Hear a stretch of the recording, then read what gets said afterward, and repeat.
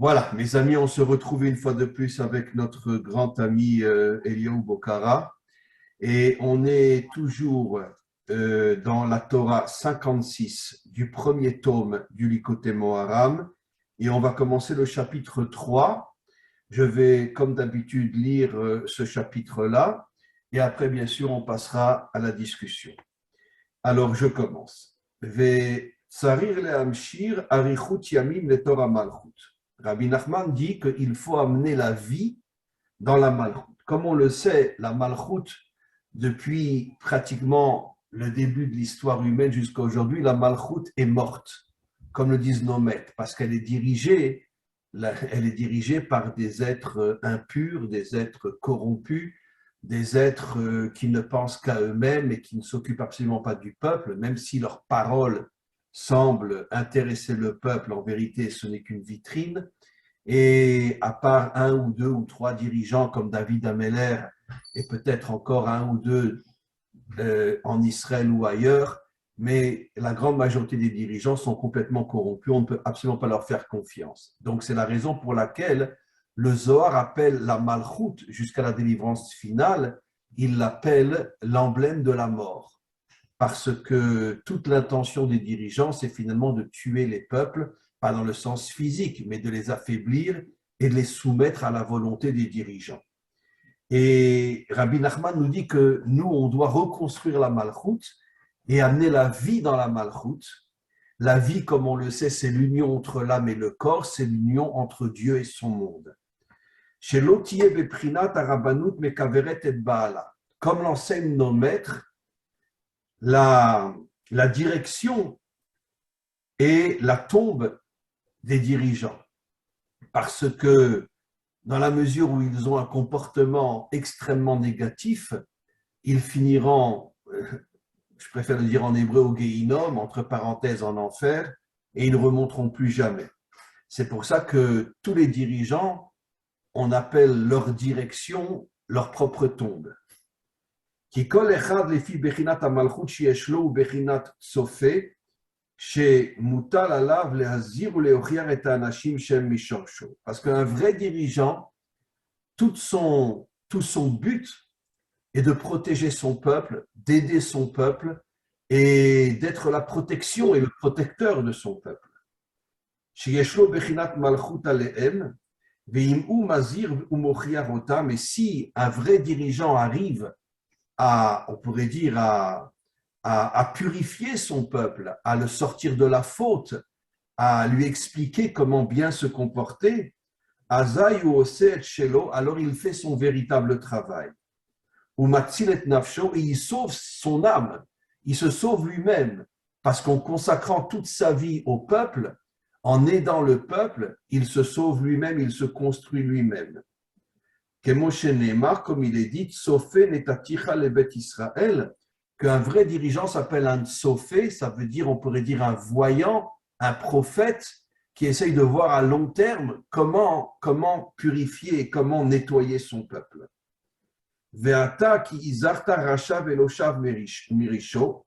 Malheureusement, nous dit Rabbi Nachman, tous les dirigeants sont de l'autre côté, ce sont des réchaïm, des méchants qui ne sortent pas de leur méchanceté, ou be'avono yamut, et finalement tous les dirigeants finiront par mourir dans le sens qu'ils ne reviendront jamais à la vie.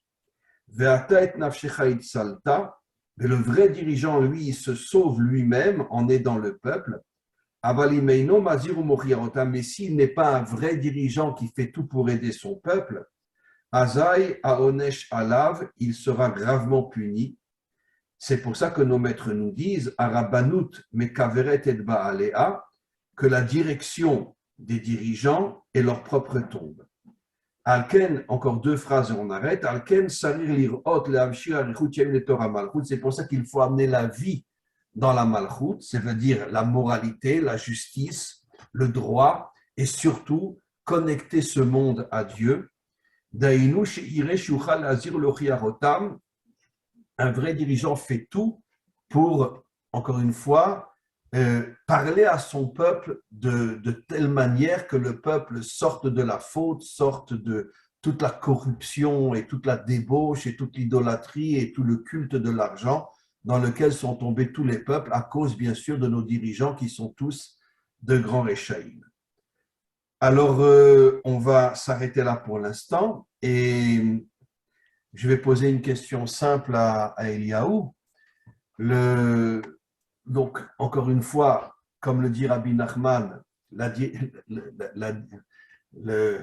les dirigeants sont appelés des morts parce que toute leur intention, c'est d'amener la mort, je parle la mort spirituelle et morale, au niveau des peuples. Mais je pose une question à laquelle ce n'est pas évident d'y répondre. Comment on va faire pour s'en sortir, Eliaou? Ça fait des millénaires et des millénaires que toute l'humanité est dirigée par des crapules, par des ordures. Comment on va s'en sortir? Alors, la réponse, le Mashiach, très bien. Mais comment qu'on l'amène, le Mashiach? Qu'est-ce qu'on fait?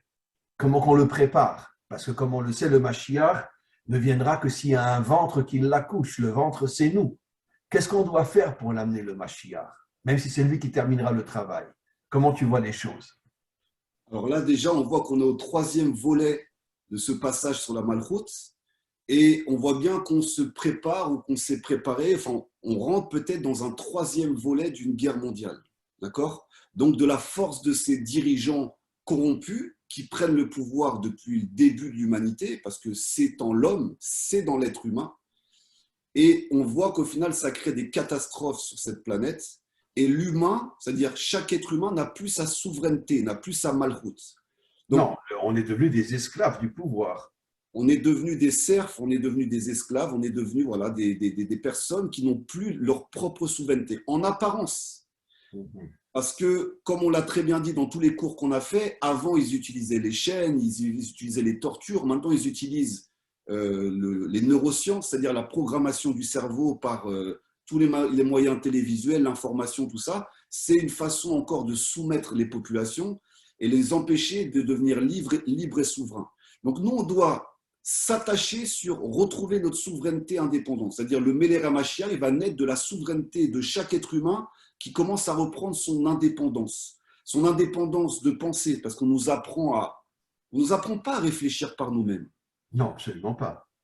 On nous donne un programme, par exemple, on voit le système scolaire et on doit suivre le programme et répondre les bonnes questions pour adhérer à ce programme. Mais on ne nous apprend pas comment réfléchir, on ne nous apprend pas le raisonnement.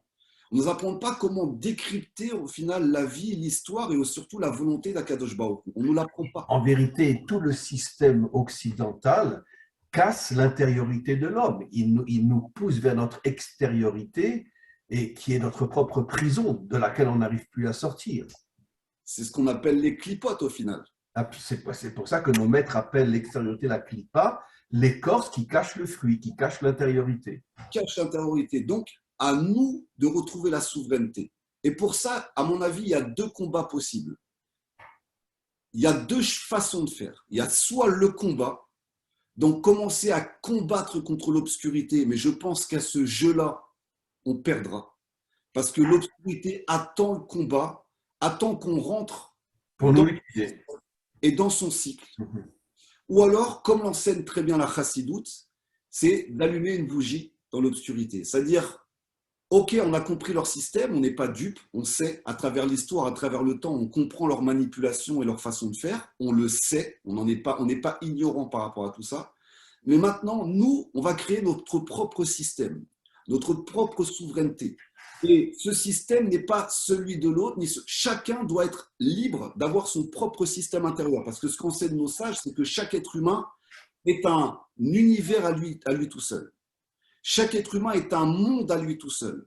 Donc, on ne pourra jamais avoir les mêmes visions, les mêmes façons de penser, mais on pourra respecter l'univers de chacun. Donc, il faut apprendre et réapprendre à l'homme à devenir souverain, à reprendre soin de sa santé, premièrement. Parce que si on n'est pas en bonne santé, on ne peut rien faire dans ce monde physique. Donc, reprendre la souveraineté de sa santé. Arrêter de penser qu'un médicament va nous soigner. C'est faux. Le médicament va juste dissimuler le symptôme, mais la racine du problème est toujours là. Bien sûr. Et si on prend cet exemple-là, ça vaut pour tout. Arrêtez de penser qu'un homme d'État, un homme politique va régler le problème. C'est faux. Il ne réglera jamais le problème puisqu'il rentre dans un système qui n'est pas là pour régler les problèmes. Donc il faut que chacun d'entre nous, on soit capable de se reconcerter entre nous, c'est-à-dire l'humanité, le cercle humain, et dire la planète nous appartient. Et on est responsable de sa direction. Mais qu'est-ce que tu entends par le fait d'allumer une lumière? Ça veut dire quoi? La lumière de la Torah? Et bien sûr, c'est réallumer. Mais qu'est-ce que c'est la Torah? La Torah, ce n'est pas un livre. La Torah, ce n'est pas un livre. La Torah, ce n'est pas un écrit. La Torah, c'est aura, la lumière du monde. C'est-à-dire la volonté du divin dans cette planète. Donc, tout le monde a une Torah. Il y a la Torah de la fourmi, il y a la Torah des âmes, il y a la Torah du peuple hébreu, il y a la Torah de l'univers. Pour confirmer ce que tu dis, nos maîtres nous disent que le monde a été créé à partir de la Torah. C'est-à-dire tous les aspects de ce monde. Ça veut dire qu'en vérité, dans chaque être, y compris dans les minéraux et les végétaux, il y a une part, il y a une étincelle de Torah. Mais elle est tellement cachée que personne ne la découvre. Et ceux qui la découvrent le moins, c'est les hommes. Parce Qui, qu'on eux, sont complètement emprisonnés dans le monde matériel. nous a fait croire que la Torah, c'était un livre. C'est ça le problème. Les gens pensent que la Torah, c'est un livre. C'est-à-dire quoi, Abraham? Il n'avait pas les 10 commandements, il n'avait pas la Torah. Il avait la Torah, Abraham. Il vivait la Torah naturellement. Ça veut dire quoi? Ça veut dire qu'entre Adam Arishon et Abraham, il n'y avait pas de Torah. Il y avait la Torah. La Torah, elle a toujours été là. C'est juste la conscience de l'homme qui était enfermée. Pour confirmer ce que tu dis, sache que nos maîtres nous disent, bon, c'est un langage codé, bien sûr, que dans le ventre de sa mère, pendant 9 mois, le bébé étudie la Torah. Alors, ça veut dire quoi? Évidemment qu'il ne l'étudie pas avec un livre, mais ça veut dire qu'en vérité, la Torah fait partie de l'essence même de l'homme. Simplement que quand il sort du ventre de sa mère, la Torah est cachée et c'est à lui de la redécouvrir. Mais ce que nos maîtres nous enseignent, c'est que la Torah se trouve dans chaque homme authentique.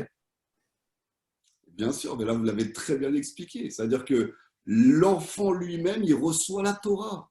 On est la Torah. On est nous-mêmes. C'est juste parce qu'on n'a pas conscience. C'est pour ça que les Hébreux ont dû traverser le désert, sortir de l'esclavage. Parce que comme ils étaient tombés bas en esclavage, l'humanité était tombée bas, ils n'avaient plus conscience de la lumière divine.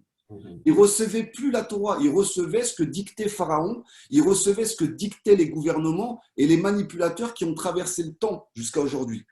Mais donc, j'imagine que c'est ça ce qu'on pourrait appeler la sagesse satanique qui fait tout pour détruire l'homme parce qu'elle est consciente que les hommes authentiques ont la Torah en eux et qu'ils peuvent réparer le monde. Et donc, tout le système politique depuis des millénaires, et le plus grave et le plus dangereux de tous, c'est la démocratie, parce que c'est la plus grande vitrine hypocrite et mensongère qui existe. Ils font tout pour finalement pour nous déconnecter de notre intériorité, qui est la Torah. Bien sûr, c'est ça l'histoire. Et un homme comme Abraham, il n'avait pas les livres. Comment il a découvert la Torah? Il s'est posé des questions. Il était rempli autour de lui avec que des idolâtres. Il grandissait dans le système dans lequel on a grandi aujourd'hui, un système d'idolâtres. Ça veut dire que les acteurs, les idoles, les chanteurs de cinéma, tous sont sous contrôle mental, tous. Ils sont tous sous contrôle mental. Il n'y en a pas un qui n'est pas sous contrôle. Dans cette génération-là, encore plus. Bien sûr. Et lui, il a grandi avec ses fabrications d'idoles tout autour de lui. Il s'est posé des questions. C'est pas le soleil, le créateur. C'est une force, c'est une énergie. Parce qu'il y a la lune qui le remplace. Il a cassé toutes les idoles qui étaient dans l'usine de son père. Voilà, il a tout cassé. Et en fait, il a démonté toutes ces idéologies qui ne tenaient pas en place et qui étaient des idéologies d'hommes. Parce qu'une idole, c'est créé par un homme. Évidemment. La source de toutes les sources n'est pas créée par les hommes, c'est elle qui nous a créés. Donc on ne peut que recevoir le message et on ne peut absolument pas créer le créateur. Ce n'est pas possible. Donc c'est ça les idolâtries et les systèmes religieux, c'est des hommes qui créent le divin. Non, on ne peut pas créer le divin. On peut recevoir le divin et comment on reçoit le divin? Eh bien, on devient plus vivant. Et pour devenir plus vivant, il faut reprendre sa souveraineté dans sa façon de s'alimenter. Quelqu'un qui mange que du porc, il n'est pas vivant, il ne peut pas recevoir le message d'Hachem. Impossible. Impossible. Quelqu'un qui n'est pas dans le mouvement, il ne peut pas recevoir le message d'Hachem. Impossible, c'est des menteurs, ils ne peuvent pas recevoir. Il faut être dans le mouvement pour pouvoir recevoir. Qui est le grand rave de la génération? C'est les bébés. Les bébés, c'est les grands sages de la génération. Parce qu'ils sont vivants. Et ils viennent de recevoir, juste comme vous l'avez très bien dit, la Torah. Ils ont tout appris, la Torah. Ils arrivent neutres. Et ils arrivent dans un monde où les humains ont caché la Torah. Tu sais, pour confirmer ce que tu dis, que nos maîtres nous disent que ceux qui maintiennent le monde et qui l'empêchent de disparaître, ce sont les enfants qui étudient la Torah dans les écoles de Torah. Et on ne nous dit pas ce sont les grands maîtres, on ne nous dit pas ce sont les rabbis, les tzadikim, etc. C'est marqué nulle part dans le Talmud. Le Talmud a le courage de dire que ceux qui maintiennent le monde et l'empêchent d'être complètement détruit à cause de toute la méchanceté qu'il y a dans ce monde, ce sont les enfants qui étudient la Torah. Pourquoi? Parce que l'enfant est plus proche de la Torah que l'adulte, parce que l'adulte, au fur et à mesure qu'il rentre dans le monde matériel, il s'éloigne de plus en plus de la Torah que Dieu a mis en lui. Mais l'enfant qui n'est pas du tout dans le monde matériel, il est très proche de la Torah. Donc, il est beaucoup plus connecté que l'adulte à la Torah, bien qu'il n'en ait pas forcément conscient. Mais grâce à cette Torah qui est en lui, c'est comme ça qu'il maintient le monde. Et eux, ce sont des grands maîtres incarnés. Ils respirent par le ventre, naturellement. Ils n'ont plus la respiration d'égoïste, de consciencieux et lié à notre mental qui est juste par la gorge. Ils respirent par le ventre, les bébés. Ils expriment leurs émotions. Ils ne sont pas faux. Ils ne vont pas faire semblant. Ce qu'ils pensent, ils le disent. Ils sont les mêmes à l'intérieur qu'à l'extérieur. Donc, ils sont remplis de cette vérité. Malheureusement, comme vous l'avez très très bien dit, autour d'eux, le système dans lequel ils grandissent, on récupère ces enfants et on les programme à servir le Nachash et à constituer donc l'armée de l'écorce de la lumière dès l'enfance. Qui voit la lumière, bien sûr. C'est ça l'adolescence. L'adolescence, c'est la cassure avec la Torah, finalement. Puisque au moment de l'adolescence, le jeune garçon, la jeune fille ne pense plus qu'à ses propres plaisirs personnels.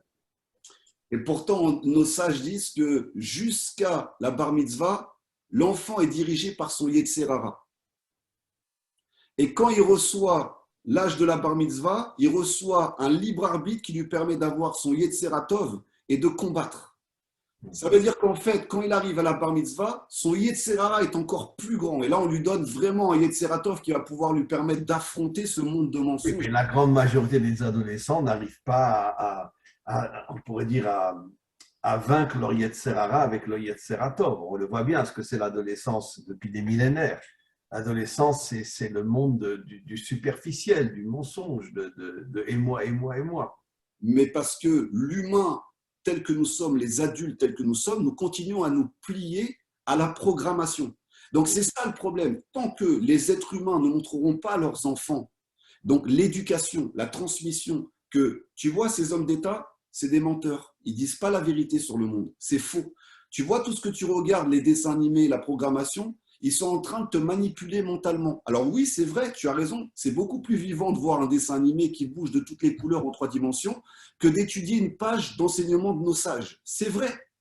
Mais en même temps, où ça va te mener et où la page de l'enseignement de nos sages va te mener.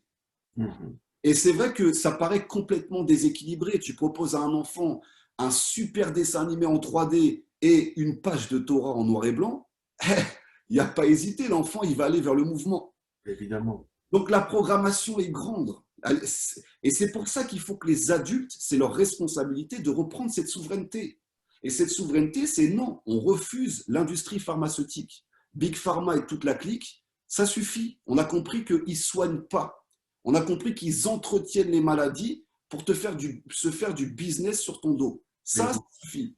On peut devenir souverain de notre propre santé. Combien il y a de films qui ont le courage de montrer que les grandes firmes pharmaceutiques, c'est les plus grandes mafias du monde. Bien sûr. J'en ai vu 2 ou 3 films comme ça, très courageux, qui nous montrent vraiment que les grandes firmes pharmaceutiques, c'est la plus grande mafia du monde. Alors, comment on fait? Eh bien, apprends que le jeûne peut te soigner, peut entretenir ta santé. Apprends que le mouvement peut entretenir ta santé. Apprendre que, comme disait la médecine justement d'Hippocrate, que ton aliment devienne ton seul médicament. En mangeant, tu te soignes. Et là, regardez comment ils ont renversé la médecine d'Hippocrate. En mangeant, tu t'empoisonnes. C'est-à-dire que tu vas manger leur alimentation pour être empoisonné et pour alimenter leur système pharmaceutique. Donc, c'est l'inverse de la souveraineté, puisque la souveraineté, elle commence par la santé, comme l'enseigne le Rav Kook, la teshuva, le retour d'Hachem en nous, c'est la souveraineté. Donc, c'est aller à l'opposé de la teshuva.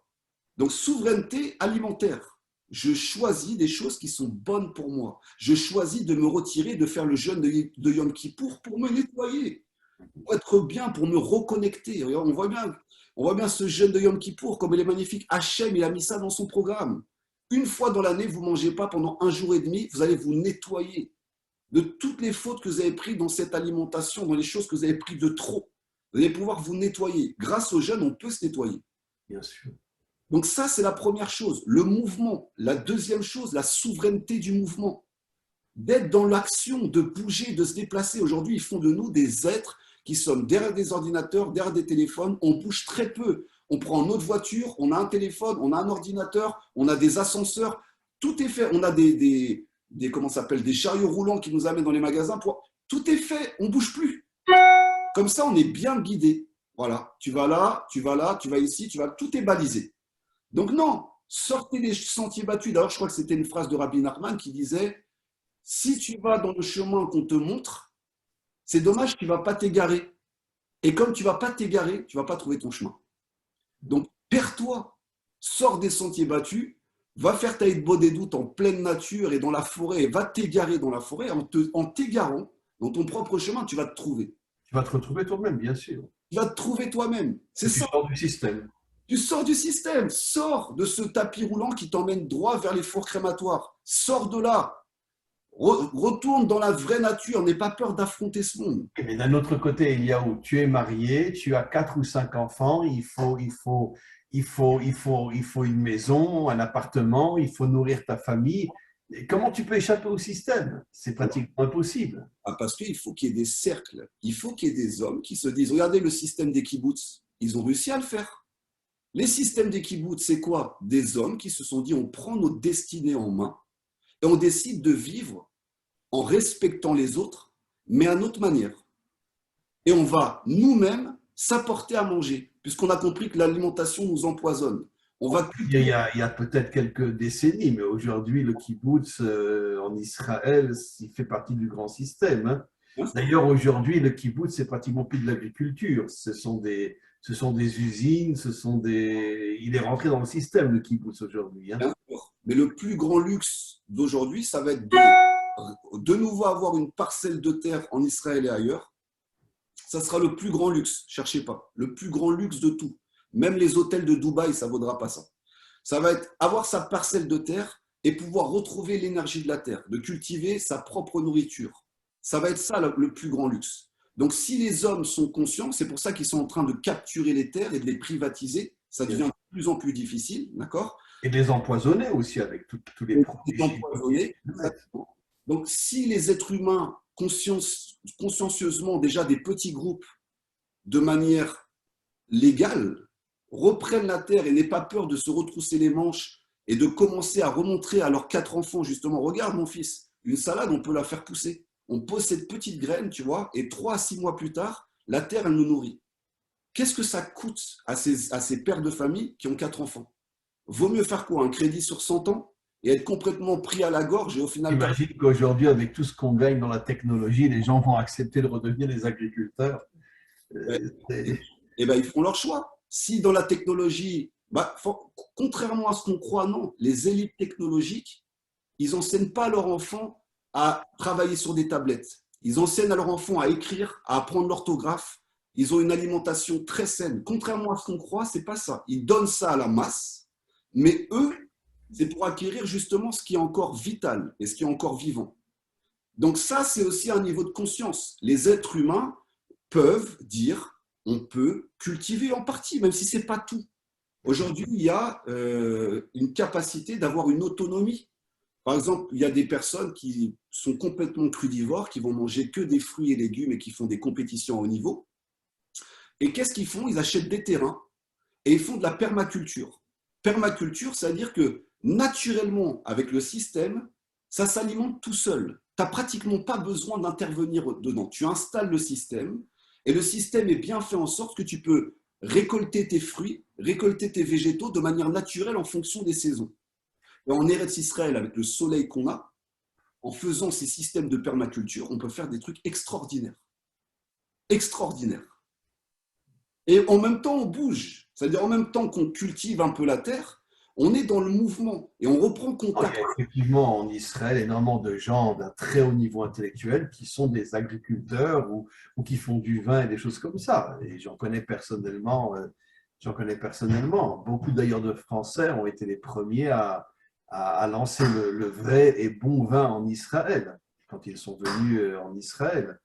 Mais ça correspond à ce que disent nos prophètes, chez Israël, le restant d'Israël. Ça veut dire que finalement, la grande majorité ne suivra pas ce chemin, peut-être après la délivrance. Mais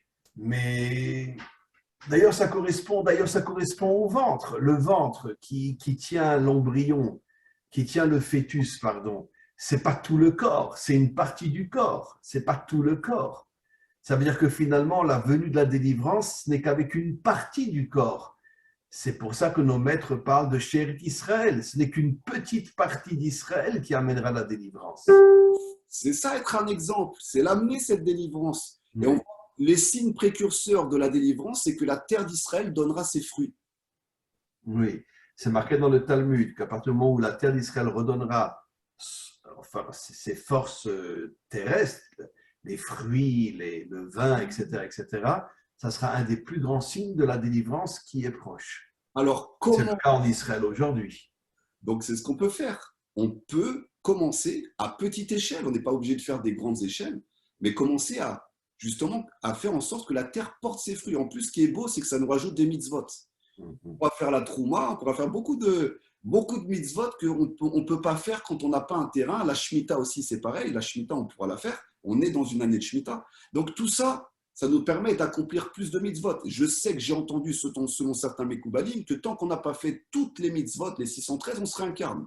Jusqu'à faire les 613 mitzvot. Donc, enfin, sache qu'en Israël, personnellement, je connais pas mal de gens en Israël qui étaient dans la technologie ou qui étaient médecins ou avocats. Ils ont tout lâché et ils se sont mis dans des yishuv, c'est-à-dire des villages en Israël, et ne vivent que d'agriculture aujourd'hui. Ils ont compris le système, quoi. bien sûr, parce que si tu contrôles ta propre nourriture, ton alimentation, comme l'enseigne bien Rabbi Nachman, tu as accès à Hachem, à la Ktusha, puisque la première faute, c'est fait par l'alimentation. Tu sais que Maïmonide dit clairement dans le Mishneh Torah que toutes les maladies viennent d'une mauvaise alimentation. Donc c'est ça la souveraineté. Clairement. C'est ça cette souveraineté. Maintenant, prenons la respiration. C'est la même chose, c'est une souveraineté. Est-ce que tu respires à un quart de ton niveau respiratoire ou est-ce que tu reprends une souveraineté respiratoire? C'est-à-dire que c'est accessible à tout le monde, ce dont On va faire du sport. Parce que quand tu fais du sport, tu as une vraie respiration. on augmente sa capacité respiratoire, mais même dans la vie de tous les jours, on peut prendre des temps de respiration profonde. Et par la respiration, bon, ceux qui sont avec moi dans les programmes le savent, je leur fais traverser des choses avec des phases respiratoires qui sont très puissantes, qui permettent de carrément reprogrammer la mémoire cellulaire. Que la cellule vit par l'oxygène. Donc si la cellule est en manque d'oxygène, elle se suicide, littéralement. Et si la cellule est correctement alimentée en oxygène, elle vit, elle se multiplie. Donc on reçoit la vie en nous. Donc on reçoit la connexion Hachem. La souveraineté commence par des choses simples. Ça ne veut pas dire on prend la Bastille, on retourne le pouvoir, on retourne les rois. C'est pas... Pour confirmer ce que tu dis, effectivement, tu l'as dit tout à l'heure, mais je le répète, au tout début de son livre qui s'appelle Orot HaTshuva, les lumières du retour vers Dieu, le Rav Kook dit clairement que le début de la Teshuva, c'est la reconstruction du corps avant la reconstruction de l'âme. Une chose que personne, aucun Rav n'oserait dire une chose pareille. Bon, Rav Kook était le plus grand de tous les rabbanim, comme on le sait, mais il a le courage de dire que la Teshuva commence par la reconstruction de son corps. Et il explique une bonne nourriture, comme tu l'as dit, faire du sport, etc. Et il dit, si le corps n'est pas sain, il n'y aura jamais de Teshuva. Ça veut dire que même si tu crois, tu fais Shabbat, tu manges kasher, tu fais les mitzvot, mais ce n'est pas une vraie Teshuva. Parce que le réceptacle de la Teshuva, c'est le corps. C'est ça la malroute. On l'a vu les explorateurs. Moshe Oui. l'a dit quoi? Ramenez-moi les fruits de la terre d'Israël. Mhm. Ramenez les Les fruits. explorateurs n'ont pas voulu rentrer en Israël. Ça veut dire que finalement, c'est eux qui ont causé 2 destructions de temples et 4 exils. Ils n'ont pas voulu retrousser leurs manches et Mhm. commencer à travailler la terre. Mhm. Ils ont pas voulu devenir terrestres. Et c'est ça le problème. Quel est le problème d'Esav? C'est qu'il était très terrestre. Mais il lui manquait la spiritualité. Il n'était que terrestre. Que terrestre. Les explorateurs n'étaient que spirituels. Voilà, quel est le problème de Yaakov? C'est les descendants de Yaakov, les explorateurs. Ils étaient trop spirituels. Donc, Yaakov, il faut que tu mettes tes mains dans la terre. Les mains étaient celles d'Esav. Yaakov était justement, il s'appelle Tiferet parce qu'il est l'union des contraires.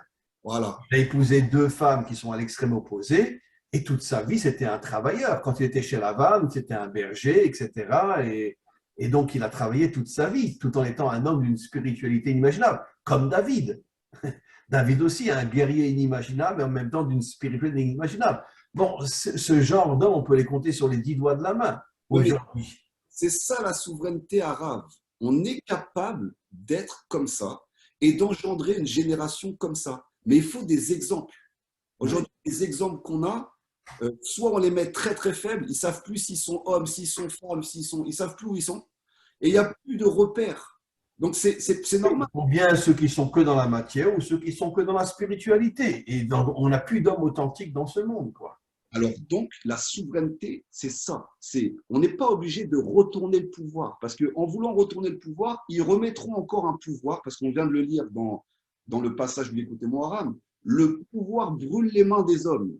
Bien sûr. Ils vont chercher le pouvoir à l'extérieur. Le pouvoir est à l'intérieur de nous-mêmes. De toute façon, la pire des choses que puisse faire un être humain aujourd'hui, c'est de rentrer en politique. Mais bien sûr. Ça prouve que c'est Et donc, un rachat total, quoi. maintenant, quelqu'un qui Pas veut dans être. la politique actuelle, qui est la politique officielle dans le monde. Même s'il a une kippa sur la tête et que soi-disant il étudie la Torah, s'il rentre en politique, c'est sûr c'est un voyou total. Alors maintenant, si on enferme un homme et on le met dans un cachot, Chasvé Shalom, dans un petit cachot, il pourra toujours être libre. On ne pourra jamais lui prendre son âme. Et oui, parce que quelqu'un qui est libre, tu l'enfermes dans une petite prison, il aura toujours son âme pour pouvoir voyager. Il sera toujours libre dans ses pensées. Il aura toujours cette force justement de liberté intérieure. C'est ça qu'on Sauf si on détruit son corps par un manque d'alimentation ou des tortures et des choses comme ça. Même Voilà. ça, même ça, ils peuvent faire ça. Ça ne changera rien. L'âme est éternelle. On ne meurt pas rave. On est juste un souffle de vie. Et quand le souffle quitte le corps, on n'est pas le corps, on est le souffle. Le corps, c'est que le véhicule. Ok, L'âme continue à vivre, bien sûr. j'ai vécu 40 ans dans ce corps-là, c'est pas grave, j'en prendrai un autre et je reviendrai après. Il n'y a aucun problème là-dessus. Par contre, ce que je peux perdre, c'est ma souveraineté. Et je peux accorder mon âme, malheureusement, ou mon système de croyance, mon système de pensée, à justement ce qu'on appelle la génération du serpent. Et eux se nourrissent des âmes, ils mangent, ils absorbent. Bien sûr. Et pourtant, les gens sont libres, ils ne sont pas dans des cachots, ils sont dehors. Non, ils se croient libres, mais en vérité, on les a enfermés dans un cachot invisible, qui est le monde matériel. Donc, pour moi, la souveraineté, c'est un retour aux choses essentielles. Et on l'a vu avec le Covid. Qu'est-ce qui s'est passé pendant le Covid? Les gens, ils se sont empressés de faire leur jardin, de se retrouver. Certains, ils ont repris des activités qu'ils n'avaient jamais pris. On les a coupés de leur travail, ils ont dû se retrouver avec eux-mêmes. C'est retrouver ces choses qui sont essentielles à l'être humain. Comment tu respires, comment tu manges, comment tu bouges, qu'est-ce que tu prends comme information, qu'est-ce que tu étudies, et quel est le but dans ta vie, qu'est-ce que tu veux amener à ce monde. Toi, en tant que personne personnelle, quelle est ta capacité souveraine d'avoir ton propre royaume qui est toi-même, et personne ne peut venir t'empêcher. Ça veut dire que dans un premier temps, avant de pouvoir réellement rentrer dans l'action, et je pense que l'action ne commencera vraiment qu'avec le Mashiach, mais notre travail aujourd'hui, c'est, comme tu l'as dit, c'est d'être une bougie. Ça veut dire d'éclairer ce monde par des enseignements authentiques. Oui, et aussi ne pas avoir peur. Une personne qui se balade dans la rue et qui ne veut pas porter un masque, eh ben, elle ne porte pas un masque, c'est tout. Et si elle a un bon état d'esprit, personne ne va l'interpeller. Parce que ça se voit sur elle qu'elle est libre. Et une personne libre, on ne peut pas l'arrêter. C'est un état d'esprit, être libre. Et ça ne veut pas dire manquer de respect aux autres ou affronter ou combattre les autres. C'est juste, tu assumes, tu affirmes ce que tu es. Tu n'as pas peur, tu n'as pas honte d'affirmer ce que tu es. Et plus on va avoir des hommes comme ça partout dans le monde qui sont dans le respect, parce qu'on ne gagnera pas, en voulant combattre ces gouvernements. On gagnera en n'adhérant plus du tout à leur système et en n'étant plus prisonniers de leur emprise, en créant nos propres systèmes. Et nos systèmes, il est commun, parce que tout le monde a envie de vivre libre, envie d'être heureux, envie que ses enfants soient en bonne santé, avoir une vie équilibrée, envie de respect. La majorité de l'humanité veut ça. C'est juste une petite minorité qui nous divise les uns les autres, qui crée des histoires entre chacun d'entre nous, qui crée des rivalités, qui donne un peu plus à celui-là, qui renforce nos pulsions basses pour justement qu'on se détruise les uns les autres. Donc, ils sont petits, ils sont rien. Mais c'est parce que nous, on continue à ne pas être souverains sur nous-mêmes, qui continuent à nous diviser, à nous manipuler. Et c'est ça qu'ils craignent. Ils craignent les êtres libres.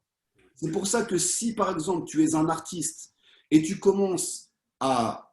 Je donne des exemples. Regardez, Tupac Shakur, qui était un rappeur américain, la CIA l'a tué. Pourquoi? Il commençait à lever les Afro-Américains dans les quartiers, à ne plus être esclaves. Comme ils ont tué Luther King, comme ils ont tué le chanteur, comment il s'appelait, avec les cheveux longs, là, comme ça, frisés, comment il s'appelait, Bob Marley. Ils l'ont tué aussi, Bob Marley. Parce que c'était des hommes, pourtant ils tuaient personne, ils ont braqué personne, juste ils prônaient la paix et la liberté. Oui, mais parce que les dernières chansons de Bob Marley, ils commençaient à réveiller l'Afrique contre tout le système occidental qui pique toutes les richesses de l'Afrique. Et c'est pour ça qu'ils l'ont tué. Voilà, donc maintenant ils ont compris, ils font attention, ils ne laissent plus les artistes passer, ils les mettent sous contrôle mental tout de suite. Bien sûr, évidemment. Ils leur donnent de la drogue, ils travaillent, ils font attention, ils les piègent dans des scandales sexuels et tout. Comme ça, le jour où tu te rebelles, on t'élimine, on te sort de la scène. Parce qu'ils ont bien compris que les artistes sont dangereux. Ils peuvent éveiller les consciences des gens à ne plus suivre le système. Et aujourd'hui, de toute façon, les hommes politiciens, plus personne les écoute. Tout le monde s'en fiche. Les gens préfèrent écouter de la musique, les jeunes, ou écouter, peu importe, des acteurs, mais ils ne vont plus écouter. Donc c'est pour ça qu'ils ont compris, les politiciens, ce qu'on doit contrôler, c'est le cinéma et la musique. Et si eux, on les met sous contrôle mental, et regardez qu'est-ce qu'ils prônent aujourd'hui, les rappeurs d'aujourd'hui, c'est les belles voitures, les femmes nues et le capitalisme. Alors qu'à la base, le rap, au démarrage, ça voulait dire rythme politique. C'est-à-dire on dénonce ce qui se passe. Bien sûr, Et absolument. la CIA a infiltré le domaine du rap et ont commencé à faire rentrer dedans le capitalisme. Et du coup, ils se sont mis à prôner le capitalisme au lieu de dénoncer ce qui se passait. Et ils font tout le temps ça. Donc, perdre sa souveraineté, c'est être corruptible. On l'a déjà dit plusieurs fois. Alors, pour conclure, Eliaou, faisons un résumé de tout ce qu'on a dit aujourd'hui. En quelques phrases, comment on retrouve déjà sur le plan personnel, parce que sur le plan collectif, c'est déjà un combat qui dépasse l'entendement, mais déjà sur le plan individuel, comment qu'on retrouve notre indépendance? Comment? Arrêtons de suivre tous les gourous. Arrêtons d'écouter les autres. Arrêtons de penser qu'il y a un maître, il y a un guide, un maître à penser qui va nous dire les choses, comment les faire. Le Mashiach vient dans l'intérieur de nous-mêmes. Pourquoi tu es fait? Le Rabbi Lubavitch dit clairement que dans chaque homme authentique, il y a une étincelle du Mashiach. C'est sûr. Absolument. Qu'est-ce qui te semble juste? On voit bien que c'est injuste ce qui se passe aujourd'hui avec cette crise. Les choses, c'est injuste. Donc si c'est injuste, eh ben, je vis en harmonie avec ce que je pense. Et je ne me soumets pas parce qu'une majorité de personnes qui pensent comme ça pensent avoir raison. Ça, c'est la première chose. Vivre selon ce que l'on ressent à l'intérieur de nous-mêmes. Et deuxièmement, commencer à reprendre sa souveraineté dans tous les domaines physiques, mental et spirituels. Donc, on est fait de peut-être 60, 70, 100, 120 années. Qu'est-ce que tu fais de ces 120 années? Qu'est-ce qu'on en fait de ces 120 années? Est-ce que, moi je donne mon exemple, dès que je suis rentré à l'école, j'ai eu mal au crâne. J'ai senti tout de suite, depuis ma première fois que je suis rentré dans le système scolaire, que ça n'allait pas être pour moi. Ça me faisait mal au crâne et je sentais, pourtant j'adore apprendre, j'adore l'enseignement, j'aime, mais je sentais que ce qu'il y avait derrière, c'était de la programmation qui va m'empêcher d'être ce que je dois être. Aujourd'hui, c'est pire encore. Sache que dans plus en plus d'écoles aujourd'hui, on commence à apprendre aux enfants la sexualité. Et maintenant, récemment, ils ont créé des nouveaux programmes où on met en avance l'homosexualité, les lesbiennes, etc. Et on ne parle pratiquement que de ça, comme pour transformer les enfants et les pousser à devenir eux-mêmes des homos ou des lesbiennes. Et bien sûr, mais ça, Dans c'est... les écoles, je parle. Et en Israël, ça existe déjà. Et on balance nos enfants là-bas, parce que là aussi, le système scolaire, on remet ça entre les mains de l'État. Bien sûr. Aujourd'hui, par exemple, les gens du voyage ou dans les pays des Amazones, ils sont obligés de mettre leurs enfants à l'école. Mais pourquoi ils ne voulaient pas, les gens du voyage, mettre leurs enfants à l'école? Parce qu'ils ont compris. Ils vont prendre nos enfants, ils vont les programmer, ils vont les empêcher d'être libres. Ils vont les empêcher de voyager, ils vont les cloisonner. D'accord? Donc, tu apprends, et c'est pour ça que le système toraïque est dangereux pour ces systèmes-là. Parce que la vraie Torah nous apprend à réfléchir. Nous apprend à... Excusez-moi, mais de la vraie Torah, il y en a pratiquement plus aujourd'hui. Hein. Aujourd'hui, il y a la religion juive, comme la religion chrétienne. Mais la vraie Torah, je ne sais pas s'il y a 10 hommes qui ont la vraie Torah dans le monde. Hein. Alors, elle revient à Rav. C'est tous ces hommes qui commencent à se réveiller. Et vous allez voir que la vraie Torah, elle va venir des Baal Teshuvah. Parce que les Baal... Ça, c'est explicitement dit dans le Talmud. D'ailleurs, tous les plus grands maîtres d'Israël étaient des Baal Teshuvah. Rabbi Akiva, Rabbi Meir, Shammaya et Aftalion, qui étaient les maîtres de Hillel et Shammai. Et pratiquement tous les grands maîtres, Ruth, la matrice du Mashiach, tous les grands maîtres d'Israël étaient des Baal Teshuvah, des gens qui étaient dans la faute et qui sont revenus vers Dieu. Bien sûr, parce qu'ils ont compris, ils ont été loin, chercher ces diamants engloutis et ramènent de l'obscurité. On ne peut pas, donc on ne peut plus laisser nos enfants dans des programmations scolaires de cette manière, que ce soit des programmations religieuses ou des programmations étatiques, on ne peut pas.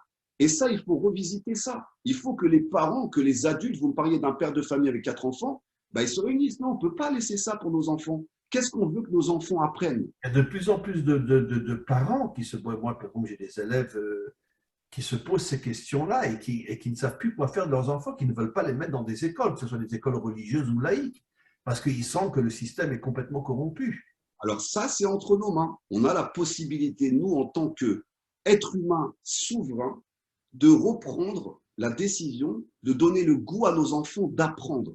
Pas d'apprendre un programme et leur lobotomiser le cerveau. Leur redonner le goût d'apprendre. Redonner le goût aux gens de cultiver la terre. Redonner le goût aux gens de l'effort, faire du sport, se bouger. Redonner le goût aux gens d'étudier les paroles de nos sages. Parce que ce soit le Hari Akadosh, Rabbi Shimon Bar Yochai, ils avaient des consciences du monde et pourtant, ils ne faisaient pas partie de l'élite de l'ENA. Non, c'est des gens, ils ont jeûné, ils ont étudié les textes, ils ont pris soin de... Et ils ont travaillé aussi. Sache que quand Rabbi Shimon Bar Yochai est sorti de sa grotte, il a pris la tête d'une ville et il est devenu un maire. Et son fils, tu sais que son fils, quand il est sorti de la grotte, jusqu'à la fin de sa vie, il était policier. Bien sûr. Rabbi Eliezer, le grand Mekouba, le fils de Rabbi Shimon Bar Yochai, a pris sur lui d'être un policier. Ça, c'est des hommes authentiques qui arrivent à réunir la spiritualité et la matérialité. C'est ça les tribus d'Israël. On a reçu en héritage la terre d'Israël. Et ce n'est pas les gouvernements mis en place, entre guillemets, par les nations, parce que c'est eux qui ont mis en place ces gouvernements-là. Et comme on a vu, tous les rois idolâtres d'Israël, ils étaient en lien toujours avec Rome et toute la clique. Ce n'est pas eux qui dirigent la terre d'Israël. Il faudra bien qu'ils comprennent un moment ou un autre. C'est les 12 tribus d'Israël avec le message thoraïque. Parce que Je pense que quand on aura fini de tomber, parce que là, l'humanité est dans une chute inimaginable, quand on va toucher le fond, il y aura un réveil, peut-être pas de la majorité, mais il y aura un réveil énorme que les gens vont commencer à se prendre en main. Mais il ne faut pas attendre le réveil. C'est comme comment aujourd'hui un juif, un hébreu, il peut continuer à ne pas apprendre la self-défense. Moi, ça me choque. Tu connais ton histoire. Tu sais qu'avant, on te tirait par les papillotes, on te les coupait. Tu sais qu'avant, on te jetait dans des fours. Tu sais qu'avant, on venait dans ta maison, on détruisait tout. Et tu continues à penser que la justice française va protéger une femme d'être défenestrée. Tu penses ça? Combien d'années et de programmes et de massacres tu vas attendre pour comprendre qu'il va falloir apprendre à te défendre? Pas pour tuer, pas pour te venger, mais D'ailleurs, celui qui a inventé le Krav Maga, tu le sais mieux que moi, c'est pendant la Shoah. et bien sûr, Comment il s'appelait nouveau il s'appelait, excusez-moi, j'ai un trou de mémoire, Imi, Lichtenfield, Imi Voilà. Lichtenfield, le Et fondateur. après, quand il est venu en Israël après la Shoah, il a entraîné les unités d'élite en Israël. Ça veut dire Exactement. que c'est un juif pendant la Shoah qui a compris qu'il y en a marre de se faire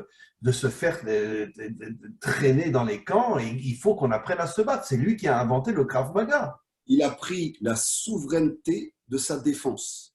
Il est rentré dans la Haganah, il a formé Tsahal de l'intérieur au combat, au corps à corps. Donc c'est comme ça. Maintenant, aujourd'hui, les armées sont dirigées par des hommes politiques qui connaissent strictement rien au combat et Et qui bien ont sûr. les armées pour leur intérêt. C'est pas l'armée du roi David. L'armée Non. du roi David, c'est pour protéger la Torah d'Israël, le Ham Israël et les Mais Juifs. je te signale que le roi David, tout en étant le dirigeant d'Israël, quand il y avait une guerre, il était à la tête de l'armée. Exactement, ils fonçaient. Voilà. Chose qu'aucun politicien ne fait aujourd'hui. Exactement. Il se cache dans sa planque et crevez tous et foutez-moi la paix. Donc, out, ils n'ont aucun pouvoir. C'est nous qui leur accordons ce pouvoir. Vous allez voir, ils vont faire voter tout le monde à distance, exprès pour truquer les sondages. Parce que là, si on écoute le message du peuple, le peuple est dans la révolte totale. Donc, ils vont faire en sorte que quoi? Que, attention, vous ne pouvez pas aller voter, ça se fait tout par Internet, et hop, ils te Et trafiquent. là, ils vont tout trafiquer, bien sûr. Donc, jusqu'à quand les êtres humains vont continuer à vouloir être des esclaves? Reprenez votre souveraineté. La souveraineté, c'est faites ce que vous avez à faire. C'est ça le message que quand Esav et Yaakov sont sortis, Yaakov tenait le talon de Esav. Et beaucoup de maîtres nous disent, bon, c'est un code, bien sûr. C'est pour nous faire comprendre que quand l'humanité sera tout en bas, au niveau du talon, c'est à ce moment-là que le Ham Israël va commencer à se réveiller. Parce que le Ham Israël aussi est en train de tomber aujourd'hui d'une manière qu'on ne peut même pas imaginer. Mais c'est cette chute de l'humanité tout entière, y compris d'Israël, qui va faire que la main, qui est l'action, va toucher le talon. On est tombé tout en bas, maintenant on réagit et on va agir. Le Ham Israël tombe parce qu'il veut vivre comme les nations. Mais évidemment. Il dit que son dirigeant, c'est le roi des rois. Et donc, il veut faire comme les nations. C'est comme si, je ne sais pas, tu veux porter une copie d'une photocopie, mais tu es à la source. Bois l'eau à la source. Elle est pure, l'eau à la source. Donc, c'est ça son problème. Son problème, c'est de vouloir faire comme les États-Unis, de vouloir faire comme la France. OK, il y a des bonnes choses. Et les nations ont créé et développé des choses qui sont très, très bonnes. Mais le Ham Israël, il a son rôle, il a sa place. Il a perdu complètement depuis des millénaires. Et voilà. Mais Peut-être. pour revenir, on reprend notre souveraineté. Bientôt, Arav, on se retrouve en Eretz Israël à cultiver un petit peu la terre, manger des bons fruits de la terre d'Israël et s'entraîner au Krav Maga. Ok. Et à étudier la Torah, bien évidemment. Et la Torah avec Rabbi Shimon Bar Yochai et tous les anciens. On va se quitter, on se retrouve la semaine prochaine. Dis-moi, est-ce que j'ai consacré le cours à la personne qui est Caroline Charlotte Batagnès? Non, Bon, vous n'avez pas dit quoi. j'ai oublié. Alors, je termine le cours. Le cours que l'on a fait aujourd'hui avec Eliaou Bokhara est consacré à la guérison totale et définitive et de bonnes nouvelles de Caroline Charlotte Bat Agnès, la fille de Agnès. Amen. Elle a une opération importante aujourd'hui, peut-être elle l'a déjà passée, et que Akadosh Baruch Hu, que le maître du monde lui envoie une grande, grande guérison. Voilà, Eliaou, on se retrouve la semaine prochaine. N'oublie pas tu devais m'envoyer un WhatsApp, je ne me rappelle plus. Bon, c'est Je vous envoie tout ça. voilà. Et donc, on se retrouve la semaine prochaine. Une très, très bonne semaine, Eliaou. Merci beaucoup pour cet échange, comme toujours, fantastique. Et à très, très bientôt, cher Eliaou. À très, très bientôt. Au revoir. La force de retrouver notre souveraineté. On va y arriver. Bezrat Hashem. Bezrat Hashem. Au revoir, Eliaou. Au revoir. À bientôt, Arav. À très vite.